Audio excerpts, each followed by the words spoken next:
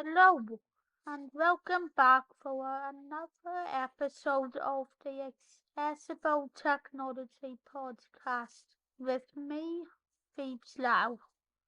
If this is your first time listening to this podcast, this is a podcast where I talk about all the everyday technologies that are the most accessible for disabled people. And really, it's just a podcast to cover all of the most accessible tech out there and also to share a wee bit of light on the least accessible technology out there that disabled people should probably avoid. I have been interested in accessible technology for a very long time, given that I am paralyzed from the neck down, and that basically means that I can only move my head. So if that sounds like something you are also interested in, please consider following the podcast and sharing it. This podcast is now available to listen to on Apple Podcasts, Amazon Music, Audible, and Spotify. However, if you'd like to support the podcast and the content I produce in other ways, you can also support it by going over to the Phoebes Now Buy Me a Coffee page, which is where you will be able to give me a one-time donation, find exclusive episodes that aren't part of the podcast, or check out other products that I will be releasing soon.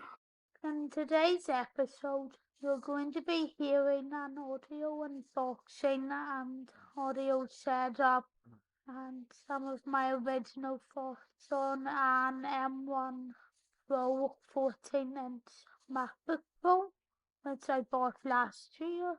Here's some additional notes about the 14-inch M1 Pro MacBook Pro before I get fully in. So this 14-inch M1 Pro MacBook Pro was first announced by Apple in October 2021, and the chip that it comes with is technically an M1 Pro, but you can also get a version that comes with the M1 Max chip as well.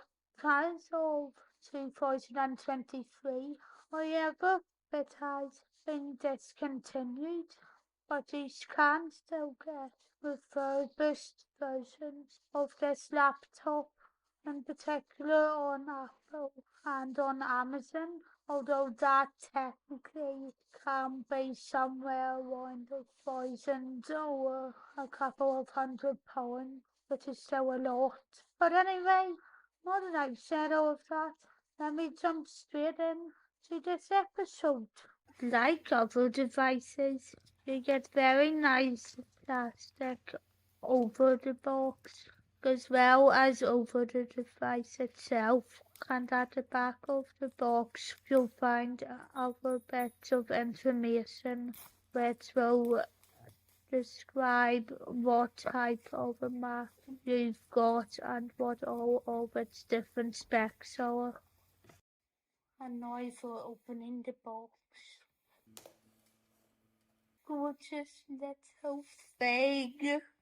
So first of all, yes, a wee bit thicker, but in fairness it has been a very long time since I have unboxed an actual MacBook Pro laptop, but we'll check that out in comparison later. And if we have a quick look around the Mac, we can see that we have more ports as well as an SSD card reader, as well as a couple other ports as well. going back to the box now, we also have a rated charger, which is MagSafe, and charger brick, as well as some other information, and black Apple stickers. So now I'm just going to set this new Mac up, automatic turn on English UK. Why does the United Kingdom have to be the most awkward thing to find in the list OS of contains a built-in countries? screen reader called VoiceOver. If you know how to use VoiceOver, press Command F5 now to turn it on and set up your Mac. If you would like to learn how to use VoiceOver to set up your Mac, press the Escape key. Interesting. And at last we find the United Kingdom of Great Britain and Northern Ireland. So accessibility, and I am so happy that Apple now have this at the beginning of the setup. The MacBook's accessibility settings are broken into motor, hearing, cognitive, and vision. And the settings that we will have include voiceover, zoom, display, spoken content, descriptions, audio, OTT, captions, live captions, voice control, keyboard, which includes the ability to either put up a large on-screen keyboard or to stick on sticky or slow keys, pointer control, switch control, Siri, shortcut, and trackpad, which includes the ability to choose whether or not you want to right-click with two fingers, to right-click with one tap in the left corner, or to right-click by using just one tap in the right corner.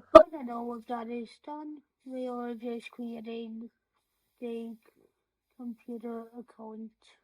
And now let's check out Siri voices. Hi, I'm Siri. Choose the voice you'd like me to use. Hi, I'm Siri. Choose the voice you'd like me to use. You can change it later in system preferences. Can't use Touch ID, so I'm not going to bother. Hopefully Face ID comes along soon, hopefully in the manner of a software update being added into the notes.